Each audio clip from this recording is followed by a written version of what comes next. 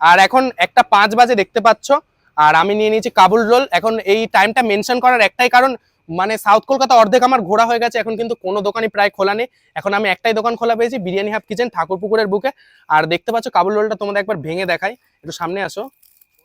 এই দেখো ভিতরে কিন্তু সুন্দর একটা পুর আছে, আর ভিতরে পুরো চিকেন দিয়ে গার্নিশ করা। এই দেখো, আর একটা কিন্তু ডিমের কোটিন আছে বাইরেটা। তো চলো একটু ট্রাই করা যাক, আসো। এই দেখো,